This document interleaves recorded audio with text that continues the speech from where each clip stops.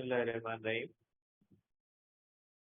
देखिए बेटा, कैपेसिटर को सॉल्व करने का आपको तरीका मैं बताऊंगा, और वो सर्किट को सॉल्व करने का एक ऐसा जनरल तरीका है जो आप किसी भी सर्किट के ऊपर लगा सकते हैं। लेकिन उसके अंदर जो मेथ इस्तेमाल होती है, थोड़ी थोड़ी मेथ कॉम्प्लिकेटेड इस्तेमाल होती है। तो इसको हम करेंगे बेटा, जो आपकी ये संडे आएगा इसके ऊपर करेंगे। ठीक है, 2-3 घंटे लगेंगे। मैं आपको एक जनरल तरीका बता दूंगा, फिर आपसे जो है वो कोशिश कीजिएगा कि उस एक तरीके को सीख लें, ताकि आपका कोई भी सर्किट हो उसके अंदर कोई भी कैपेसिटर पैरेलल करने की जरूरत नहीं होती। कोई जो कैपेसिटर होता है उसको सीरीज में करने की जरूरत नहीं होती। ये एक जनरल तरीका होता है, किरचॉफ के लॉ के ऊपर होता है। तो बहरहाल ये मैं आपको किसी फ्री टाइम के अंदर सिखाऊंगा, ताकि जो है वो अगर आप करना चाहें तो करें, नहीं करना चाहें तो आप कन्वेंशनल जो पुराने तरीके इस्तेमाल करें। पुराने तरीकों के अंदर ये होता है कि हर सर्किट के लिए आपको कुछ सीरीज में बनाने पड़ते हैं, कुछ पैरेलल में बनाने पड़ते हैं। फिर जो है वो जैसे हमने किया भी था बेटा, तो वो बार बार वही चीज आपको रिपीट करनी पड़ती है। तो बहरहाल ये इंशाल्लाह सर्किट्स को एक अलग क्लास में डिस्कस करेंगे, जिसके अंदर मैं आपको कन्वेंशनल तरीके भी बताऊंगा और एक जनरल रूल भी बताऊंगा। फिर आपको जो भी सही लगे उसको कीजिएगा।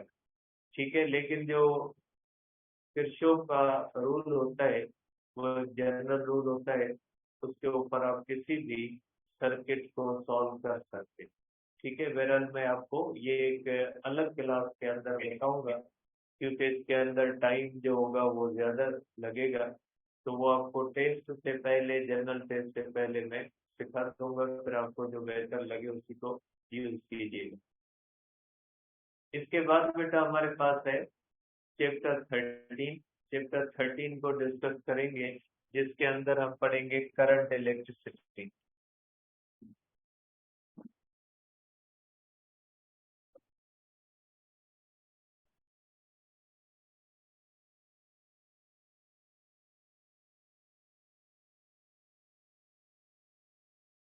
देखिए बेटा, करंट इलेक्ट्रिसिटी क्या है या करंट इलेक्ट्रिसिटी किसको कहा जाता है, ये हमारे पास है बेटा चैप्टर 13।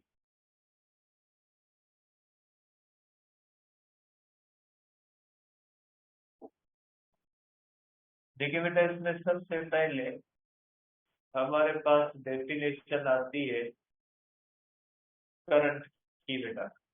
करंट की डेफिनेशन आप सबकी पढ़ी हुई है बेटा, फ्लो ऑफ चार्ज। बेटा फ्लो ऑफ चार्ज को हम करंट कहते हैं, कि जब किसी भी चीज के अंदर चार्ज का फ्लो हो तो चार्ज के फ्लो को हम कहते हैं कि उस चीज के अंदर करंट है बेटा। अब हम कहते हैं बेटा कि इन केस ऑफ कंडक्टर बेटा, इन केस ऑफ कंडक्टर बेटा, current flows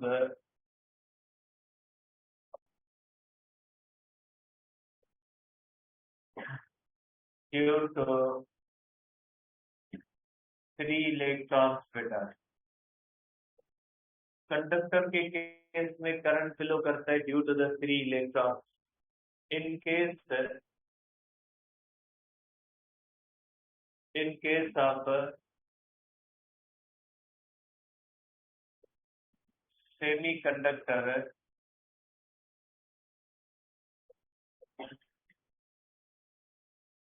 current flows due to migration of negative and positive, negative electrons and holes. In case of electrolytes, current flows due to positive and negative ions beta. No current flows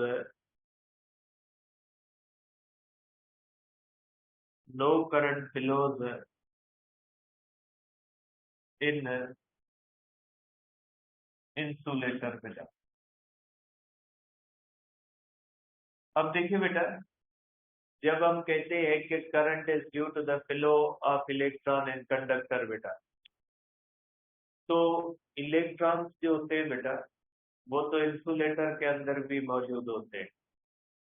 तो insulator के अंदर electrons flow क्यों नहीं करते, जबकि conductor के अंदर electrons flow क्यों करते हैं? ऐसा क्यों होता है कि कंडक्टर के अंदर तो इलेक्ट्रॉन फ्लो कर लेते हैं और करंट फ्लो करता है, लेकिन वही इलेक्ट्रॉन्स जब इंसुलेटर के अंदर होते हैं तो वो फ्लो क्यों नहीं करते? देखिए बेटा, हर इलेक्ट्रॉन जो होता है वो करंट की सूरत में फ्लो नहीं कर सकता। आप ये नहीं कह सकते कि जो इलेक्ट्रॉन है हर इलेक्ट्रॉन करंट की सूरत में फ्लो करेगा। यहाँ पे आप ध्यान में रखें कि इलेक्ट्रॉन्स के अंदर भी हम कहते हैं कि फ्री इलेक्ट्रॉन्स होते हैं और बाउंडेड इलेक्ट्रॉन्स होते हैं। अब ये फ्री इलेक्ट्रॉन्स क्या होते हैं, इनको पहले पढ़ते हैं और यही जो है वो करंट में कंट्रीब्यूट करते हैं बेटा। अब ये फ्री इलेक्ट्रॉन्स क्या होते हैं बेटा? फ्री इलेक्ट्रॉन्स का मकसद है बेटा कि actually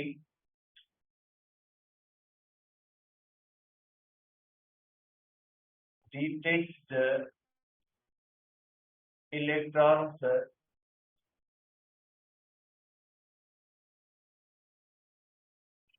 from their parent atoms are called free electrons बेटा। बेटा ऐसे इलेक्ट्रॉन जो किसी भी एटम में से बिल्कुल जो है वो निकले हुए, मीन्स ऐसे इलेक्ट्रॉन जो किसी भी ऑर्बिट के एटम के ऑर्बिट के अंदर रिवॉल्व नहीं कर रहे, ऐसे इलेक्ट्रॉन को फ्री इलेक्ट्रॉन कहते हैं। फ्री इलेक्ट्रॉन वो इलेक्ट्रॉन होता है जो किसी भी एटम का हिस्सा नहीं होता बेटा। जैसे आपको पता है नॉर्मली किसी भी मटेरियल के अंदर जो इलेक्ट्रॉन्स होते हैं वो उस एटम के ऑर्बिट के अंदर रिवॉल्व कर रहे होते हैं, लेकिन अगर कोई भी इलेक्ट्रॉन किसी भी वजह से एटम से निकल जाता है तो ऐसे इलेक्ट्रॉन को हम कहते हैं फ्री इलेक्ट्रॉन। मीन्स वो इलेक्ट्रॉन जो किसी भी एटम का हिस्सा नहीं है, और कोई भी इलेक्ट्रॉन जो एटम का हिस्सा नहीं होगा वो एटम के बाहर रिवॉल्व नहीं कर रहा होगा, मीन्स वो एटम से बाहर होगा, तो ऐसे इलेक्ट्रॉन को हम क्या कहते हैं? ऐसे इलेक्ट्रॉन को हम कहते हैं फ्री इलेक्ट्रॉन। आप ये कहेंगे बेटा कि सपोज करें कि कोई भी इलेक्ट्रॉन है इस तरह से बेटा, ये कंडक्टर होता है, मैं कंडक्टर बनाता हूं बेटा। सपोज करें ये कंडक्टर है बेटा, आपको भी पता है बेटा कि कंडक्टर अंदर से खाली नहीं होता। ये अगर हमारे पास कंडक्टर के एटम्स मॉलिक्यूल्स है, आप कह लें कि बेटा ये कंडक्टर के एटम्स और मॉलिक्यूल्स, ये कंडक्टर बेटा अंदर से खाली नहीं होता, अंदर से भरा हुआ होता है बेटा। ये एटम्स या मॉलिक्यूल्स है, इनके अंदर बेटा ऐसे इलेक्ट्रॉन्स जो किसी भी एटम का हिस्सा नहीं होते बेटा, ऐसे इलेक्ट्रॉन को हम कहते हैं बेटा कि ये फ्री इलेक्ट्रॉन है। मीन्स ये ऐसे इलेक्ट्रॉन होते हैं जो किसी भी एटम के बाहर रिवॉल्व नहीं कर रहे होते, वो एटम का हिस्सा नहीं होते बेटा। ठीक है, तो ऐसे इलेक्ट्रॉन को हम क्या कहते हैं? Free electron. मीन्स वो अपने पेरेंट एटम से निकल चुके हैं, डिटेच हो चुके हैं, वो अलग है, वो किसी भी सिस्टम का हिस्सा नहीं है। तो ऐसे इलेक्ट्रॉन को हम कहते हैं फ्री इलेक्ट्रॉन बेटा। आप ये भी कहेंगे कि फ्री इलेक्ट्रॉन जो होते हैं वो इनफाइनाइट ऑर्बिट के अंदर होते हैं। एटम के अंदर इलेक्ट्रॉन्स होते हैं बेटा, और एटम के अंदर ऑर्बिट्स होते हैं। अगर कोई भी इलेक्ट्रॉन किसी भी ऑर्बिट के अंदर मौजूद है तो वो फ्री इलेक्ट्रॉन नहीं कहलाए। अगर कोई भी इलेक्ट्रॉन इनफाइनाइट ऑर्बिट में चला जाए तो हम कहेंगे कि वो इलेक्ट्रॉन क्या हो गया? फ्री। और ऐसे इलेक्ट्रॉन के बारे में हम कहते हैं कि वो इलेक्ट्रॉन कंडक्शन बैंड में चला गया या कंडक्शन शेल में चला गया। आप कहेंगे कि ऐसा इलेक्ट्रॉन जो फ्री हो चुका है, मीन्स वो इनफाइनाइट ऑर्बिट के अंदर चला गया। इनफाइनाइट ऑर्बिट के अंदर जाने का मकसद है कि इलेक्ट्रॉन फ्री हो गया। और जब इलेक्ट्रॉन इनफाइनाइट ऑर्बिट में चला जाता है वो फ्री हो जाता है और वो करंट में फ्लो कर सकता है, तो हम कहेंगे कि वो कंडक्शन शेल में चला गया। तो आप इस इलेक्ट्रॉन के बारे में कहेंगे free electron. Free electron is said to be in infinite orbit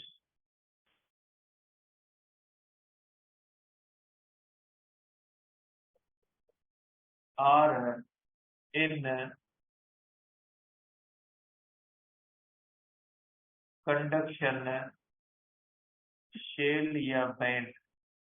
mostly हम बैंड कहते हैं सॉलिड्स के अंदर। तो फ्री इलेक्ट्रॉन जो होता है इनफाइनाइट ऑर्बिट में होता है या किस बैंड में होता है? कंडक्शन शेल में होता है या कंडक्शन बैंड में होता है। सिंपली जो इलेक्ट्रॉन किसी भी एटम से निकल चुका है ऐसे इलेक्ट्रॉन को फ्री इलेक्ट्रॉन कहते हैं।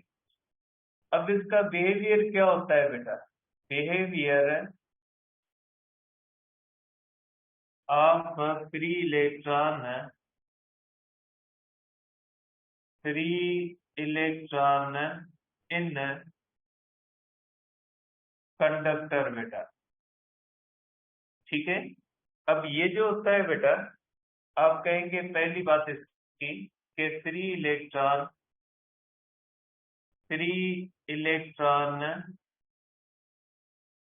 constitute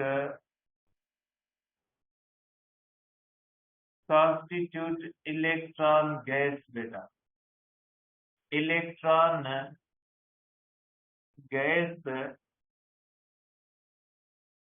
इन कंडक्टर बेटा, क्योंकि कंडक्टर के अंदर बेटा बहुत ज्यादा फ्री इलेक्ट्रॉन्स होते हैं, जबकि जो इंसुलेटर्स होते हैं और सेमी कंडक्टर्स होते हैं उनके अंदर आम हालात के अंदर बहुत ही थोड़े फ्री इलेक्ट्रॉन्स होते हैं। क्योंकि कंडक्टर में करंट होता due to the flow of electrons है, इसलिए इंसुलेटर के अंदर फ्री इलेक्ट्रॉन्स की तादाद नहीं होती बेटा। इसीलिए इंसुलेटर के अंदर करंट फ्लो नहीं करता, क्योंकि करंट जो फ्लो करता है बाउंडेड इलेक्ट्रॉन की वजह से नहीं होता है। बाउंडेड इलेक्ट्रॉन का मकसद है ऐसा इलेक्ट्रॉन जो किसी ऑर्बिट के अंदर, इंसुलेटर के अंदर इलेक्ट्रॉन तो है लेकिन फ्री इलेक्ट्रॉन्स नहीं है, क्योंकि इंसुलेटर के इलेक्ट्रॉन्स टाइटली बाउंडेड होते हैं और जो इलेक्ट्रॉन टाइटली बाउंडेड होता है वो एटम से फ्री होकर करंट की सूरत में फ्लो नहीं कर सकता। ठीक है, हमेशा वही इलेक्ट्रॉन करंट में फ्लो करेगा जो फ्री होगा। तो इंसुलेटर के अंदर इलेक्ट्रॉन्स हैं लेकिन इंसुलेटर के अंदर जो इलेक्ट्रॉन्स होते हैं फ्री नहीं होते, और जब इलेक्ट्रॉन फ्री नहीं होते तो वो करंट की सूरत में फ्लो नहीं कर सकते, इसलिए इंसुलेटर से करंट फ्लो नहीं करता according to the conduction theory. जबकि जो कंडक्टर्स होते हैं उनके अंदर बहुत ज्यादा फ्री इलेक्ट्रॉन्स होते हैं, और 3 इलेक्ट्रॉन करंट की सूरत में फ्लो करते हैं। अब ये कंडक्टर के अंदर क्या बनाते हैं बेटा? Electron gas. अब इलेक्ट्रॉन गैस का मतलब क्या है बेटा? इलेक्ट्रॉन गैस का मतलब है कि ये जो 3 इलेक्ट्रॉन्स होते हैं ये गैस मॉलिक्यूल की तरह बिहेव करते हैं। अब गैस मॉलिक्यूल का बिहेवियर क्या होता है?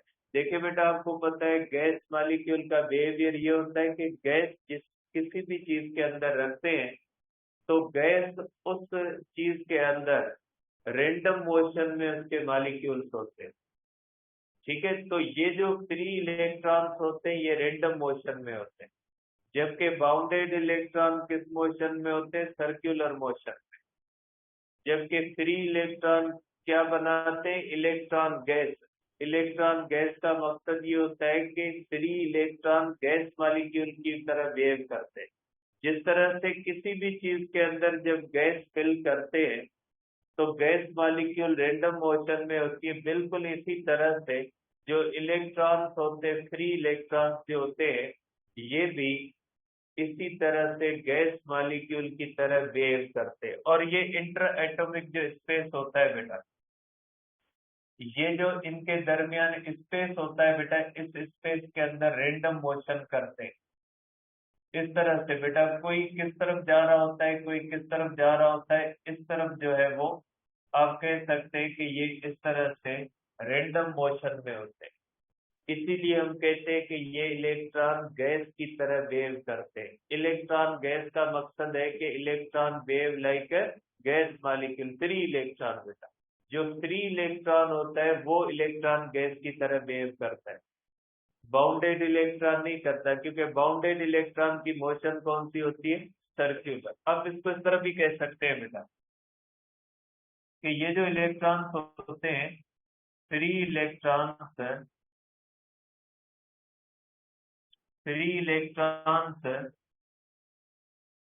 exhibit random motion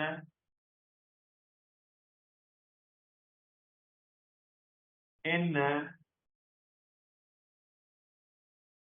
interatomic, या आप कह सकते हैं इंटरएटॉमिक या मॉलिक्यूलर स्पेस। ठीक है, ये बेटा रैंडम मोशन करते हैं कीपिंग इलेक्ट्रोस्टैटिक इक्विलिब्रियम बेटा। बेटा ये जो इंटर एटॉमिक स्पेस होता है इसके अंदर रैंडम मोशन करते हैं और इलेक्ट्रोस्टैटिक इक्विलिब्रियम को मेंटेन रखते हैं। अब इलेक्ट्रोस्टैटिक इक्विलिब्रियम का मतलब क्या बेटा? इलेक्ट्रोस्टैटिक इक्विलिब्रियम का मकसद है कि ये इलेक्ट्रॉन रैंडम मोशन में होते हैं, लेकिन इस कंडक्टर के हर हिस्से में नंबर ऑफ इलेक्ट्रॉन्स और नंबर ऑफ प्रोटॉन्स इक्वल होती है। जितने इलेक्ट्रॉन राइट की तरफ जाते हैं उतने इलेक्ट्रॉन लेफ्ट की तरफ जाते हैं। ऐसा नहीं कि सारे इलेक्ट्रॉन राइट की तरफ चले जाएं या सारे इलेक्ट्रॉन लेफ्ट की तरफ चले जाएं, ऐसा नहीं होता। जिस तरह से गैस मॉलिक्यूल करते हैं, अगर किसी भी रूम के अंदर जो गैस मॉलिक्यूल्स होते हैं जितने राइट की तरफ जाते हैं उतने लेफ्ट की तरफ जाते हैं। ऐसा नहीं हो सकता कि सारे गैस मॉलिक्यूल एक साइड पे चले जाएं और एक साइड खाली हो जाए, ऐसे नहीं होता। तो कंडक्टर के अंदर भी ऐसे ही होता है, जितने इलेक्ट्रॉन एक साइड पे जाते हैं उतने इलेक्ट्रॉन दूसरी साइड पे आते हैं।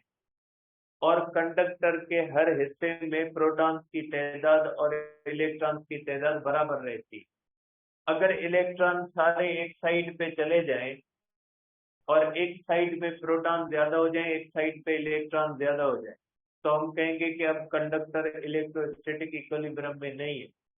इलेक्ट्रोस्टैटिक इक्विलिब्रियम का मकसद है कि ऐसी कंडीशन जिसमें उस कंडक्टर के हर हिस्से में इलेक्ट्रॉन्स और प्रोटॉन्स की तादाद बराबर हो, मीन्स वो कंडक्टर न्यूट्रल रहे। ये इलेक्ट्रॉन इधर उधर मूव तो कर रहे होंगे, लेकिन उस मूव करने की वजह से भी कंडक्टर जो होता है वो हर जगह पे न्यूट्रल रहता है। अब इसको आप इलेक्ट्रोस्टैटिक इक्विलिब्रियम को आप इस तरह से कह सकते हैं। इलेक्ट्रोस्टैटिक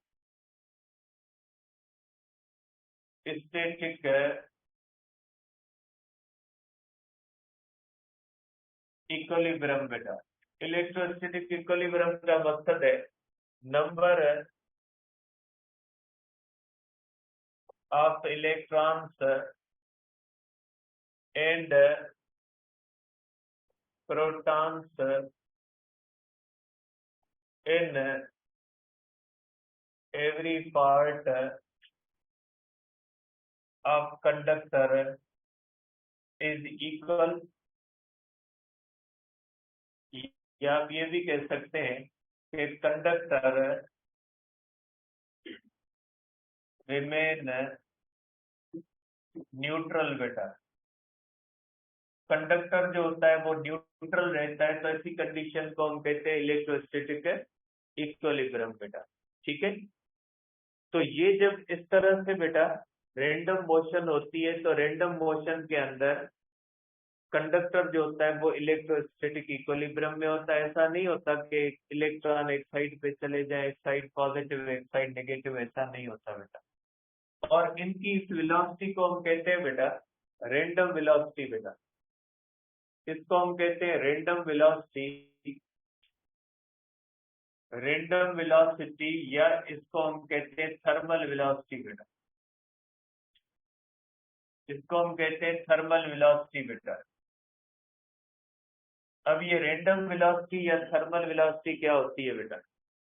देखिए, ये इलेक्ट्रॉन जब इसमें मूव करते हैं ना बेटा कंडक्टर के अंदर, तो ये जिस वेलोसिटी से मूव कर रहे होते हैं उस वेलोसिटी को रैंडम वेलोसिटी कहा जाता है। और ये बहुत ज्यादा होती है, ये मिलियन मीटर पर सेकंड होती है, मीन्स 10⁻⁶ मीटर पर सेकंड। ये इलेक्ट्रॉन 10⁻⁶ मीटर पर सेकंड से मूव करते हैं। लेकिन ये कहाँ पे मूव करते हैं? उस स्पेस के अंदर मूव करते हैं जो एटम्स मॉलिक्यूल्स के दरमियान है। लेकिन ये नेट वेलोसिटी जीरो होती है। नेट वेलोसिटी इसलिए जीरो होती है कि वेलोसिटी होती है वेक्टर। जितने इलेक्ट्रॉन राइट की तरफ जाते हैं उतने इलेक्ट्रॉन लेफ्ट की तरफ जाते हैं। वेलोसिटी वेक्टर होती है, और सम ऑफ ऑल वेलोसिटीज करेंगे तो वो क्या हो जाएगा? जीरो। तो आप कहोगे कि ये जो रैंडम वेलोसिटी होती है ये नेट वेलोसिटी जीरो होती है, क्योंकि वेलोसिटी वेक्टर है। वेक्टर होने की वजह से हम कहते हैं कि ये जो random velocity, net random velocity क्या होती है बेटा? जीरो होती है। इसीलिए इलेक्ट्रोस्टैटिक इक्विलिब्रियम रहता है। आप कह सकते हैं अगर वेलोसिटी के हिसाब से देखें तो सम ऑफ ऑल वेलोसिटी जीरो हो जाता है, तो आप कहेंगे कि जैसे इलेक्ट्रॉन रेस्ट में। और इसीलिए जो है वो हम कहते हैं इलेक्ट्रोस्टैटिक इक्विलिब्रियम होता है, क्योंकि किसी स्पेसिफिक डायरेक्शन में वेलोसिटी नहीं होती बेटा। ठीक है, तो आप कहोगे बेटा कि velocity of 3 electrons in conductor in absence of electric field or potential difference across ends of conductor is called random velocity or thermal velocity बेटा।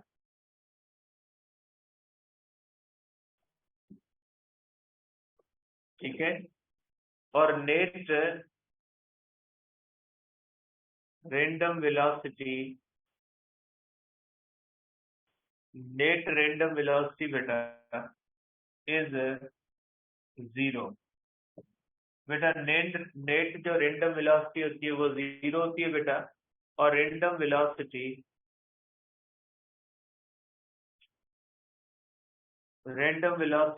is of order of million metre per second. बेटा ये net velocity, random velocity, ये of order of million metre per second, जबकि net velocity क्या होती है बेटा, 0 होती है। ठीक है, अब आ जाते हैं बेटा कि हमारे पास होता है बेटा, ये पॉइंट है कि current flows due to difference of potential. बेटा इसको समझते हैं, फिर ड्रिफ्ट वेलोसिटी कल करते हैं बेटा। Due to difference of potential बेटा, बेटा जो करंट फ्लो करता है वो due to the difference of potential करता है, not due to the difference of charge करता है बेटा, not due to difference of charge बेटा। करंट फ्लो करता है बेटा due to the difference of potential. जैसे इसके अंदर बेटा स्फेयर वाले केसेस आते हैं। सपोज करें बेटा ये एक स्फेयर है,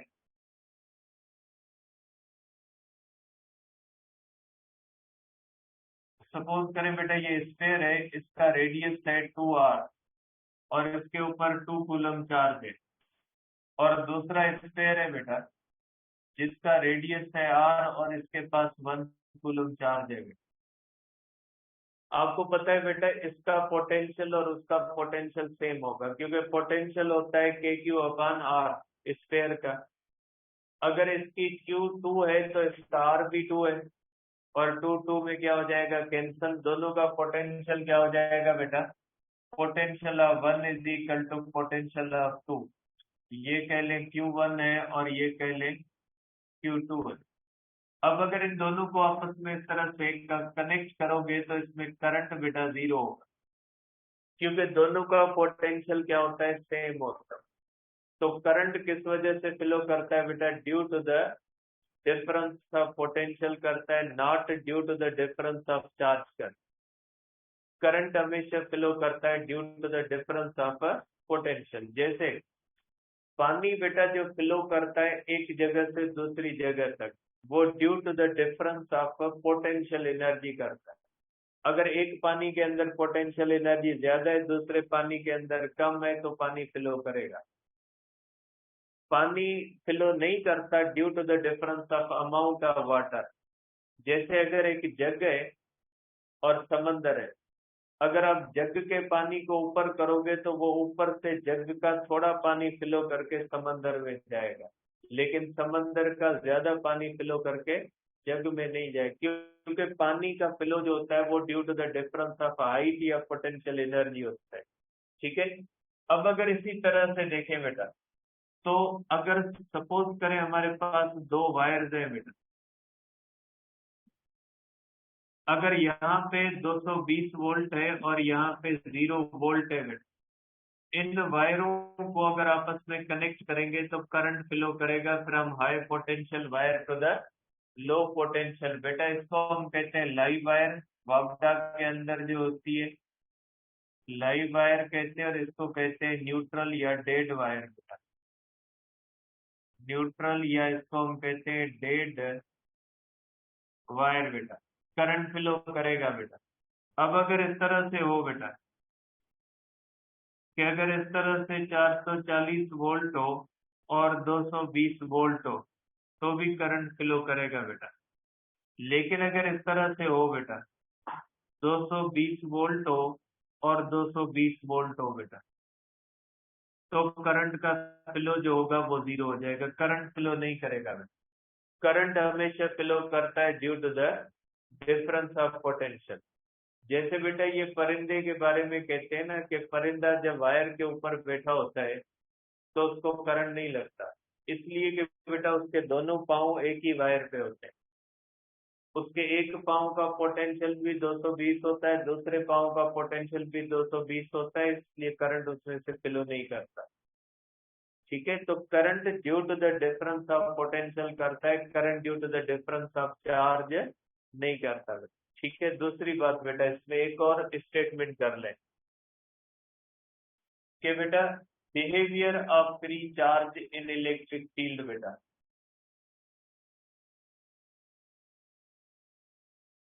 behaviour of free charge in electric field बेटा। देखिए बेटा, सपोज करें हमारे पास इलेक्ट्रिक फील्ड है बेटा। अगर ये हमारे पास एक इलेक्ट्रिक फील्ड है बेटा,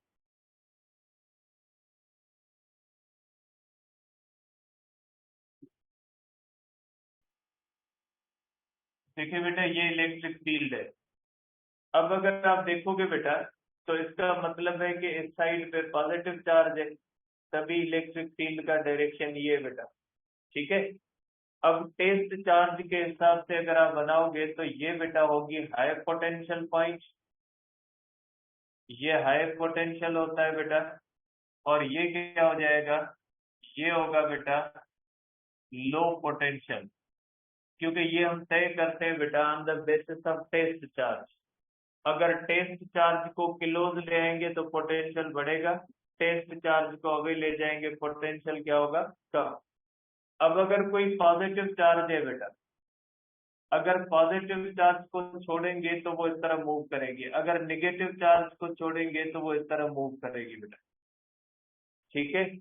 तो बेटा ये याद रखिएगा कि पॉजिटिव चार्ज को फ्री छोड़ोगे तो वो मूव करेगी from higher potential to the lower potential, और अगर निगेटिव चार्ज को छोड़ोगे तो वो किस तरह मूव करेगा, from point of lower to the higher बेटा।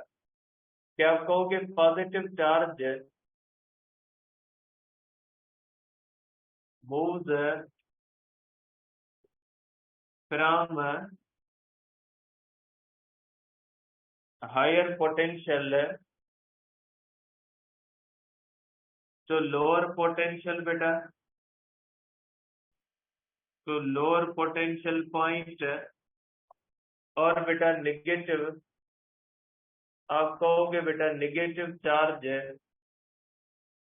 Moves from lower potential point to higher potential point बेटा।